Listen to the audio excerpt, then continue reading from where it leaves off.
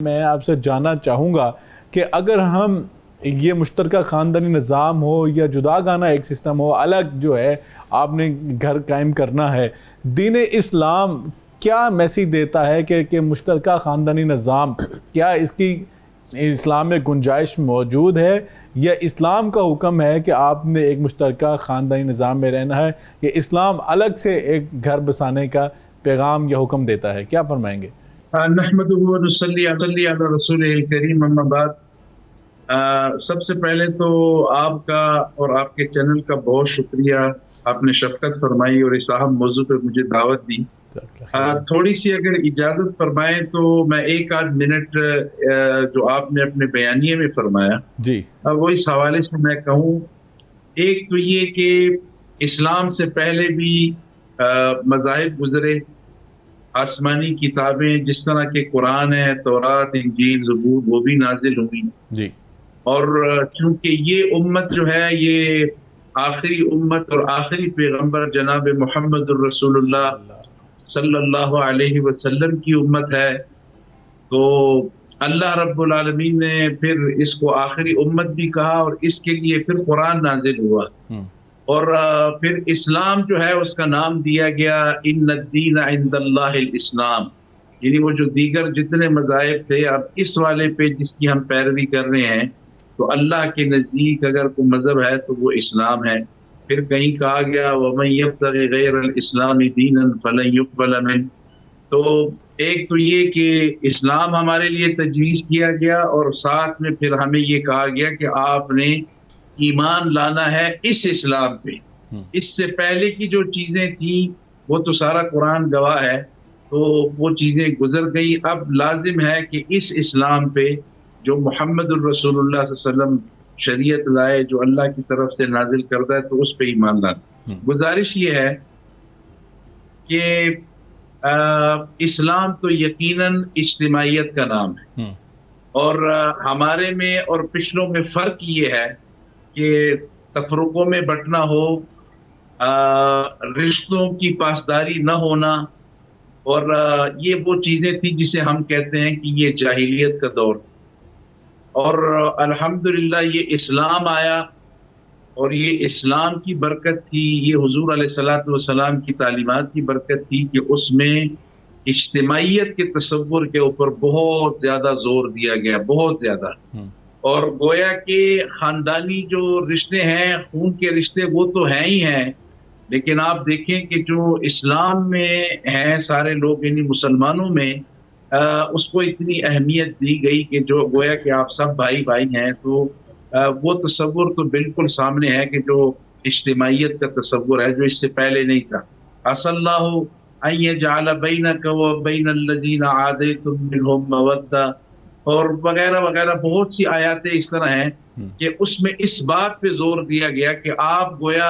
وَلَا تَكُونُوا كَالَّذِينَ تَفَرَّقُوا وَاخْتَلَفُوا، ٹھیک ہے کہ اس میں سیاسی باتیں بھی ہیں، دیگر اختلافات بھی ہیں، لیکن اجتماعیت کا ایک تصور دیا گیا۔ پھر اس کے اندر جو خاندانی نظام کے اوپر مسائل تھے جو بڑے سنگین تھے، یعنی میں اشارتاً کہوں تو آپ دیکھیں کہ یہ کیوں کہنے کی ضرورت پڑی، حرمت علیکم امہاتکم و بناتکم الی آخرہ، تو اس کی تاکید پھر کیوں ان رشتوں کو اجاگر کیا گیا، ان کی تقدس کو، ان کی اہمیت کو۔ اس سے یہ بات واضح ہے کہ گویا یہ جو پچھلے ادوار تھے جسے ہم دور جاہلیت کہتے ہیں، اس میں اس خاندانی نظام کی وہ شکل و صورت باقی نہیں رہی، یا اس کی حرمت اور تقدس باقی نہیں رہی، تو اس لیے پھر اسلام نے بڑا اس کو زور دیا۔ اب گزارش یہ ہے کہ اسلام ایک ہی وقت میں اجتماعیت کا بھی کہتا ہے جس کا تصور صلہ رحمی اور ایک دوسرے کا خیال رکھنا، ایک دوسرے کی مدد کرنا، ایک دوسرے کے غمی خوشی میں شریک ہونا، تو ایک وہ تصور، تو اسلام اجتماعیت دیکھیں تو اس تناظر میں کہتا ہے۔ جہاں پہ انفرادی معاملات آتے ہیں تو اسلام پرائیویسی کا بھی خیال رکھتا ہے، اسلام رشتوں کا بھی خیال رکھتا ہے۔ آپ دیکھیں ماں باپ کے لیے بھی حدود تعین ہے، بیوی بچوں کے لیے بھی حدود تعین ہے، جس کا رشتہ جہاں پہ ہے تو اسلام نے، قرآن نے، سنت نے، احادیث میں اس کی وضاحت جو ہے وہ بالکل کر دی گئی ہے. تو اسلام ایک مددگار معاشرے اور مددگار اجتماعیت کا تصور دیتا ہے. بالکل مفتی صاحب، بڑی خوبصورت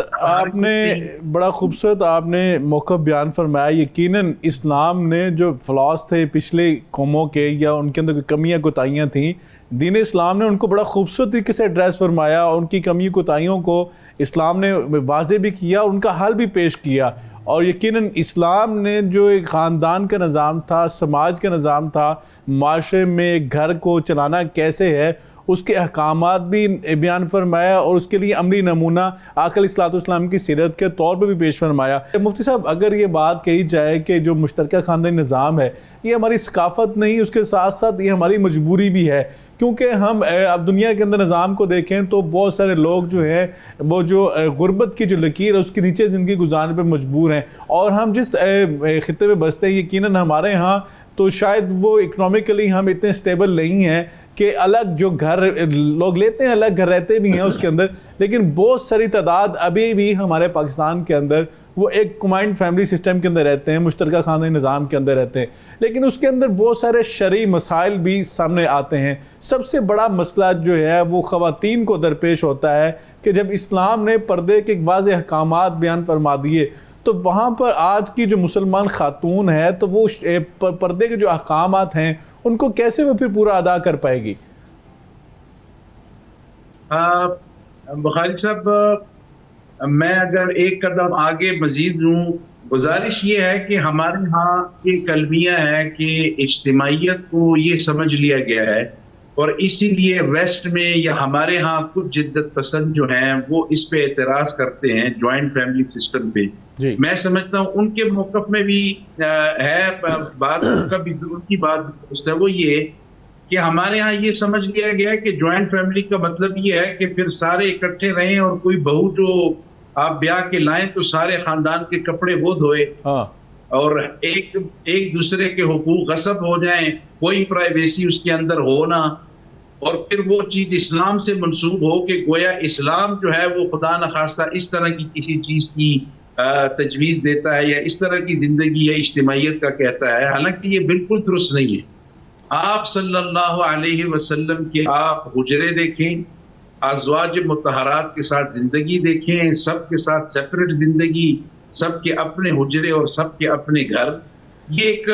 مثالی بات ہے اور اس کے شواہد قرآن و سنت میں موجود ہیں. جی ہمارے ہاں جو تصور جوائنٹ فیملی کا سمجھ لیا گیا ہے وہ یہ ہے، اور وہ ہرگز اسلام میں نہیں ہے. اسلام بالکل اس بات کا درس نہیں دیتا کہ اس کے اندر کوئی پرائیویسی نہ ہو. جیسے اب آپ کہہ رہے ہیں ایک عورت جو ہے وہ جوائنٹ فیملی کا سسٹم سے اگر کوئی یہ مراد لے کہ گھر کے پورا خاندان اکٹھا رہ رہا ہے، چچا زاد بھی ہیں، سارے بھی ہیں، اور ایک پرائی عورت ہے جو کسی کے نکاح میں ہے سوائے اس کے، باقی سب کے لیے اس سے پردہ واجب ہے، تو وہ 100 افراد کے اندر وہ کیسے جو ہے وہ یہ ترتیب کرے گی، کھانا پکائے گی، خدمت کرے گی، صفائی کرے گی؟ اسلام اس کا ہرگز بالکل اس کا نہ اس کا درس دیتا ہے نہ اس کی حمایت کرتا ہے. اس جوائنٹ فیملی سسٹم کا مقصد یہ ہے کہ کسی کی پرائیویسی بھی متاثر نہ ہو، اور سب سے جو بنیادی چیز ہے وہ یہ کہ وہ ایک مددگار جوائنٹ فیملی سسٹم ہو، مددگار ہو کہ اس میں ایک دوسرے کے دکھ سکھ کا خیال رکھا جا سکے. کسی پہ بھی کوئی وقت آ سکتا ہے، تحفظ کا بھی ایک احساس دیا جاتا ہے اس کے اندر. اور آپ دیکھیں کہ ہمارے بزرگ مثال دیتے تھے کہ بھئی بظاہر تو ایک انگلی اور 2 کر دیں، یہ تو 2 ہیں لیکن یہ دیکھیں 11 بھی ہیں. تو اس کا تصور یہ ہے کہ بھئی وہ جوائنٹ فیملی سسٹم جو ہے وہ اس طرح آپ کے لیے مفید ہے کہ آپ اگر اکیلے ہوں گے تو غیر محفوظ ہوں گے، اکٹھے ہوں گے، اور دوسری بات یہ کہ آپ زیادہ ہوں گے تو اچھے طریقے سے ایک دوسرے کی مدد کر سکیں گے، کام آ سکیں گے. تو بنیادی مسئلہ تو اس میں یہ ہے. ہمارے ہاں جو مین مسئلہ ہوتا ہے کہ کوئی بھی بچہ بیچارہ جو لڑکا شادی کرتا ہے تو پہلا مسئلہ خاندان میں والدین کے ساتھ یہ اٹھ جاتا ہے، یہ دیکھیں باغی ہو گیا ہے، بیوی کی باتوں میں آ گیا ہے، یہ الگ ہو رہا ہے، یہ فلاں ہو رہا ہے. تو بھئی اس کا تصور تو نہیں ہے اسلام میں. اسلام یہ بھی نہیں کہتا کہ بھئی اتنی آپ گھٹن زندگی کو اتنا آپ تنگ کر دیں کہ کوئی بندہ ہو وہ اسی چیز کا پابند ہو کہ جس کے لیے اس کا نکاح ہوا ہے وہ بیچارہ تو کہیں دور رہ گیا، سارا دن اسی میں گزر رہا ہے کہ 100 بندے کے کپڑے دھوئے جائیں، 100 بندے کا کھانا پکایا جائے، اور 10 کنال کا گھر ہے تو اس کو وہ دھوئے۔ ہمارے ہاں بے ادبی ماں جوائنٹ فیملی سسٹم کا جو ایک تاثر قائم ہو گیا ہے، جو لوگ سمجھ چکے ہیں، میرا خیال ہے وہ بالکل غلط ہے، اور اسلام بالکل اس کا نہیں کہتا۔ بالکل ٹھیک ہے، بڑی خوبصورت طریقے سے مفتی صاحب آپ نے اس کو الیبوریٹ کیا ہے۔ یقیناً جو اصل میں سسٹم ہم سے تقاضا کرتا تھا، ہم نے اس کے تقاضے پورے نہیں کیے، اور ہم نے یقیناً ایسا کیا، ہمیشہ کیا کہ دل میں جو مقصود تھا اس کو ادا کرنے کی بجائے ہم نے حقوق کی تو آواز اٹھائی، لیکن فرائض ادا کرنے کے لیے ہم قاصر رہے۔ فرائض کی ادائیگی کے لیے ہمارے پاس سمجھتا ہوں ہم نے وہ ذمہ داریاں ادا نہیں کی، اور جو مشترکہ خاندانی نظام کے اندر جن چیزوں کا خیال رکھنا تھا اور جن حقوق کا خیال رکھنا تھا ہم نے وہ بھی ادا نہیں کیا۔